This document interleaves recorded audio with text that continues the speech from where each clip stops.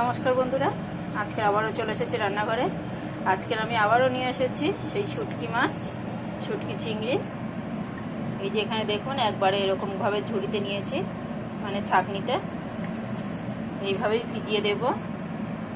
ধোয়া ভালো করে তো ঝেড়ে পরিষ্কার করে বেছে নিয়েছি, আর ঠিক 2 মিনিট মতো ভিজিয়ে দেবো। 2 মিনিটের থেকেও কম। রান্না শুরু করার আগে ভিজিয়ে দিলাম।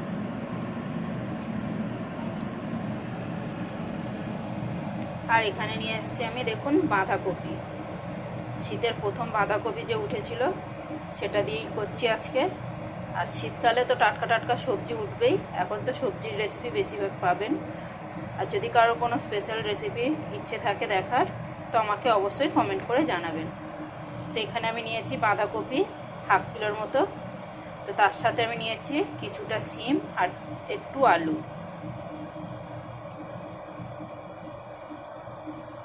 তা আমি এটাকে, আপনারা চাইলে একটু ভাপিয়ে নিতে পারেন, আমি কিন্তু একটু সেদ্ধ করব না, একদমই এরকমই রান্না করব।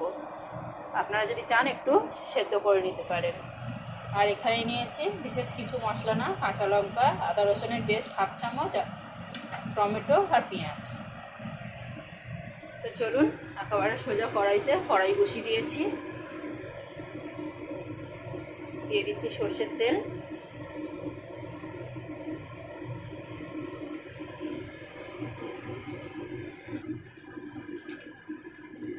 ফোড়নে দিয়ে দিলাম তেজপাতা, শুকনো লঙ্কা, আর এখানে দিয়ে দিচ্ছি আমি 5 ফোড়ন।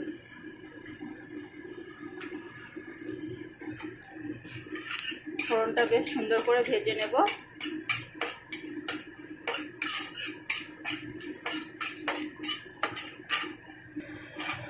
এখানে দেখুন ফোড়নটা খুব সুন্দর করে ভেজে নিয়েছি, তেল প্রচুর গরম হয়ে গেছে।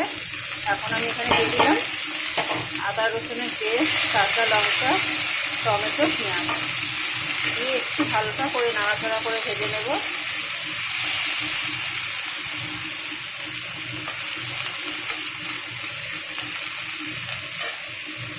এখন আমি এখানে দিয়ে দিচ্ছি ওই চিংড়ি মাছটা, শুটকি চিংড়িটা আমি এখানে ধুয়ে ভালো করে দিয়ে দিলাম।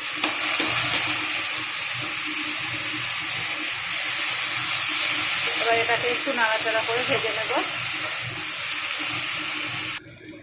তো এখানে দেখুন শুটকি চিংড়িটাকে বেশ সুন্দর করে ভেজে নিয়েছি।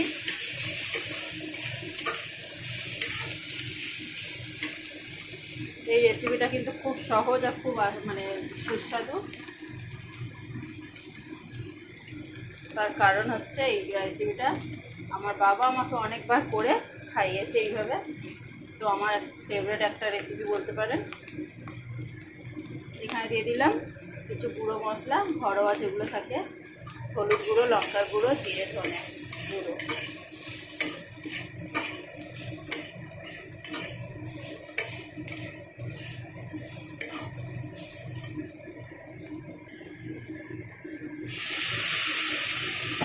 সামান্য একটুখানটায় জল দিয়ে দিলাম। দেখতে পাচ্ছেন একদম ড্রাই হয়ে গেছিলো, পুড়ে যাবে। তো আমার মশলা পোড়াবার নেই, তাই সামান্য একটুখানি জল দিয়ে দিলাম। দিয়ে মশলাটাকে ভালো করে ভেজে নিয়েছি। এখন আমি এখানে বাঁধাকপিটা দিয়ে দেব।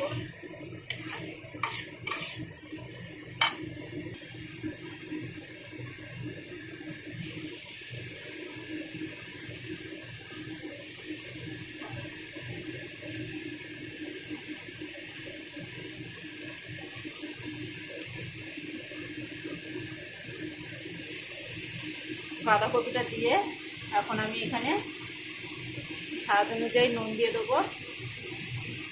নুনটা বুঝে শুনে দেবেন, তার কারণ হচ্ছে এখনও কিন্তু বাঁধাকপিটা এত বেশি লাগছে যাই নুনটা বোঝানো যাবে না, তাই নিজেরা বুঝে শুনে নুনটা দেবেন। এবারে আমি খুব সুন্দর করে নাড়াচাড়া করে দেবো।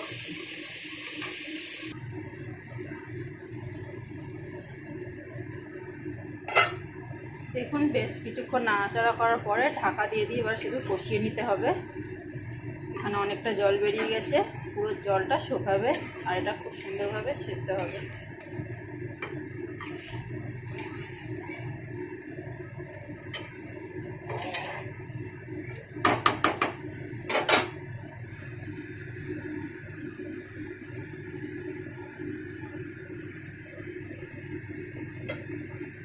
বন্ধুরা, আমার কিন্তু চচ্চড়ি একদম কমপ্লিট। আরও 2-3 মিনিট একটু নাড়াচাড়া করবো, কারণ জলটা পুরোপুরি শুকিয়ে গেছে। এবার একটু নাড়াচাড়া করে কেটে নেবো, ব্যাস। আলুও সেদ্ধ হয়ে গেছে আশা করি। এই যে হ্যাঁ, একদম পারফেক্ট রান্না হয়ে গেছে। রুটির জন্য কিন্তু একদম মানানসই একটা রেসিপি। আপনারা একবার হলেও বাড়িতে ট্রাই করবেন। সামান্য একটু দিয়ে দিলাম গরম মশলা, পুরোপুরি অপশনাল, যেহেতু বাঁধাকপি তাই একটু গরম মশলা আমি দিয়েছি। আর একটু দিয়েছি স্বাদ অনুযায়ী চিনি। আর নুনটা এই সময় একটু চেক করে নেবে। এটা কিন্তু খুব সুন্দর স্পাইসি, একদম ঝাল ঝাল সুন্দর একটা চচ্চড়ি।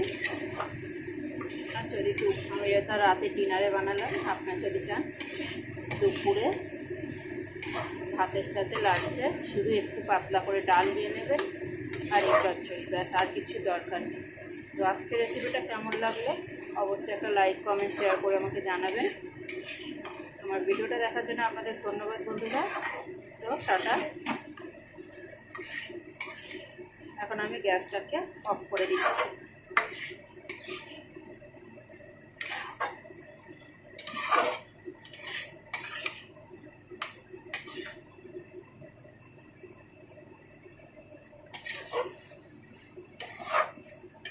টাটা বন্ধুরা।